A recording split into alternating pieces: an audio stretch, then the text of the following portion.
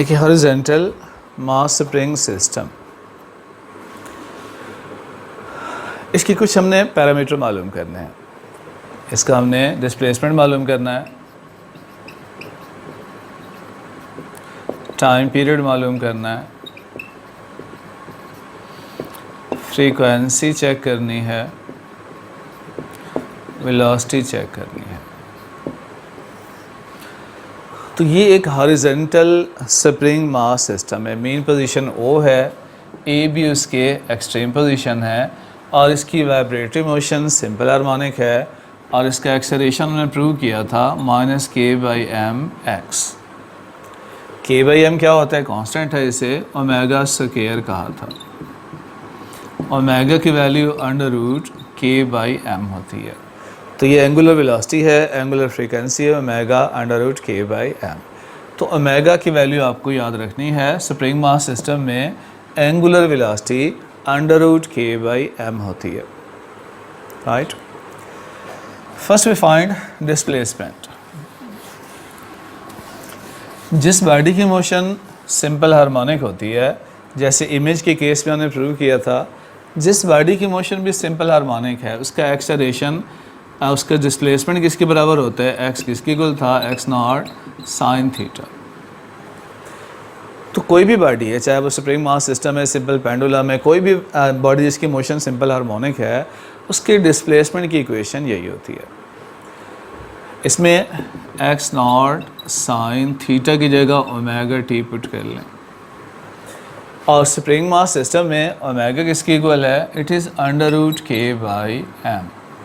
So x0 sin √k/mt, it is relation for displacement of horizontal spring mass system। ठीक है, spring mass system के लिए displacement की equation x0 sin √k/mt होती है। इसी तरह हमें इसका टाइम पीरियड चाहिए।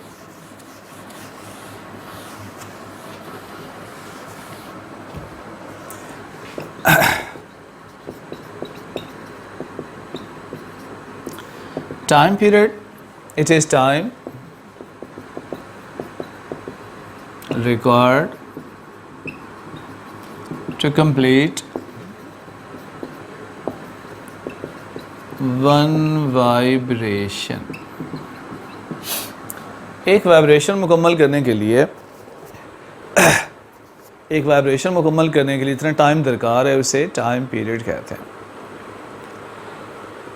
इसको मालूम करते हैं by relation of angular velocity. Angular velocity होती है rate of change of angular displacement. एक वाइब्रेशन में कुल कितने एंगल सबटेंड होते हैं? In one complete vibration angles are 2π। हमने सर्कुलर मोशन में पढ़ा था, जितना टाइम बॉडी को सर्कुलर ट्रैक में एक चक्कर मुकम्मल करने में लगता है, उतना ही टाइम इमेज को भी एक वाइब्रेशन मुकम्मल करने में लगता है। एक रोटेशन में वाइब्रेशन में कुल कितने एंगल होते हैं? 2π।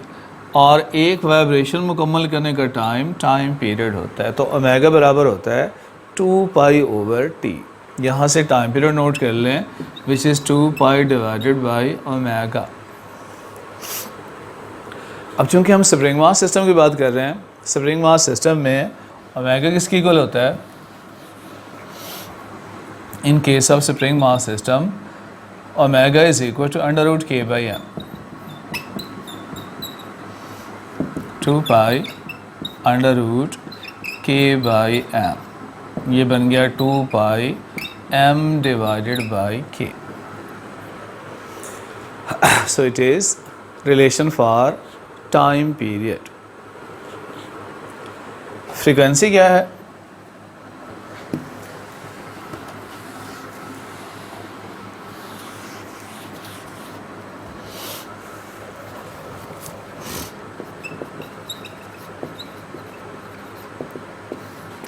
number of vibrations completed in 1 second। एक सेकंड में जितनी वाइब्रेशन मुकम्मल होती हैं वो फ्रीक्वेंसी है। It is reciprocal of time period. Frequency और टाइम पीरियड का प्रोडक्ट 1 होता है, रेसिप्रोकल ऑफ टाइम पीरियड है। टाइम पीरियड की इक्वेशन को उल्टा दें। टाइम पीरियड क्या था, 2 पाई m ओवर k। इसका रेसिप्रोकल ले लें 1 over 2 pi k divided by m। ठीक है, it relation for frequency. To double the frequency, एक एमसी को बताना है। टू डबल द फ्रीक्वेंसी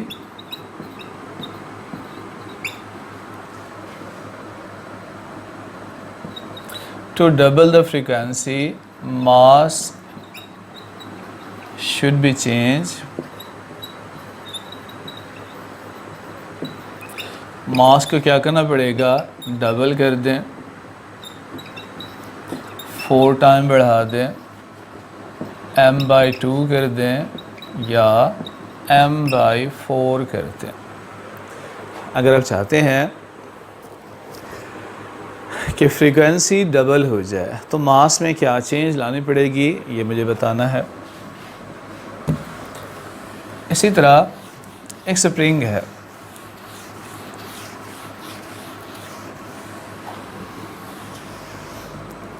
कोई स्प्रिंग है जिसका स्प्रिंग कांस्टेंट k के बराबर है।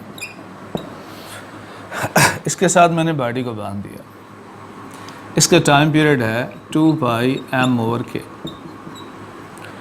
अगर मैं स्प्रिंग के 2 टुकड़े कर लूँ और किसी आधे टुकड़े के साथ बॉडी को बांध दूँ, अब नया टाइम पीरियड कितना होगा?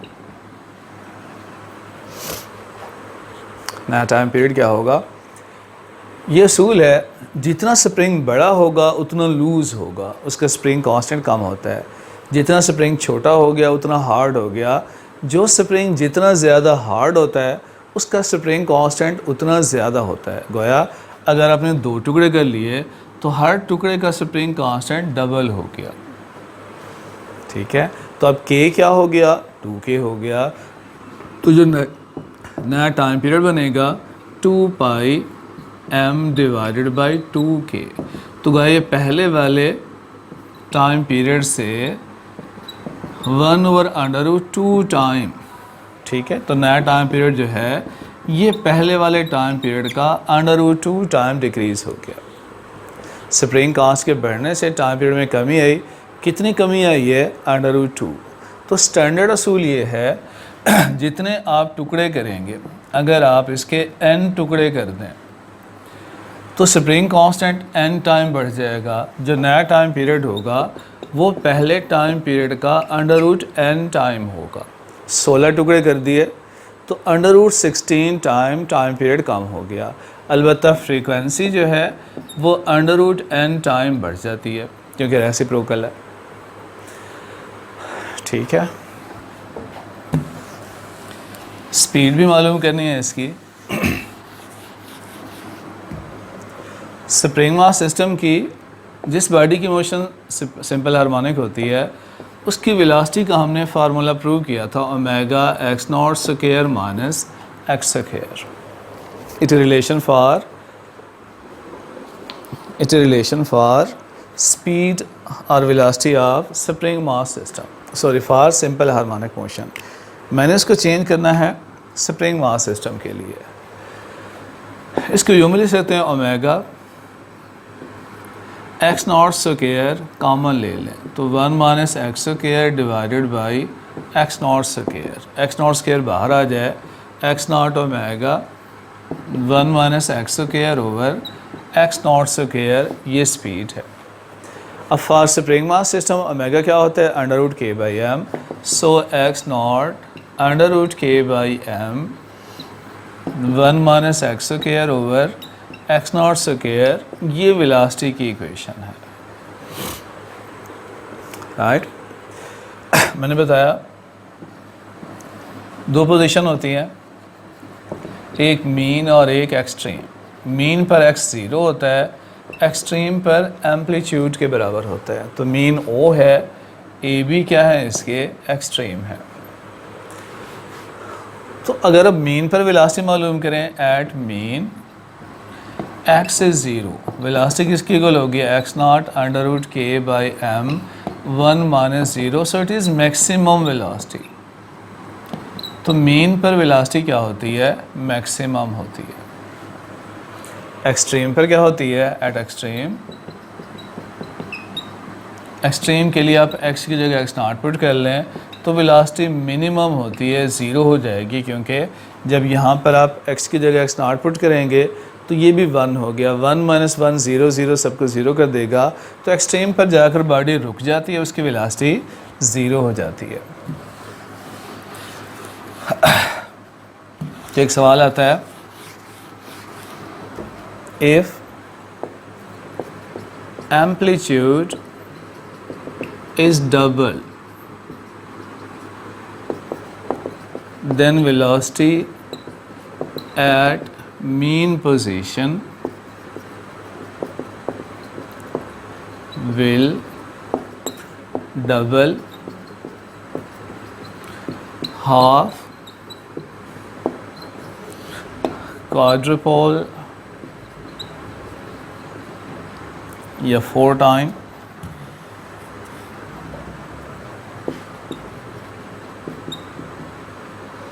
या 1/4। इसका आंसर मुझे बताइए, मेन पोजीशन पे वेलोसिटी क्या होगी अगर एम्पलीट्यूड को डबल कर लिया जाए। देखिएगा इसको। Thank you.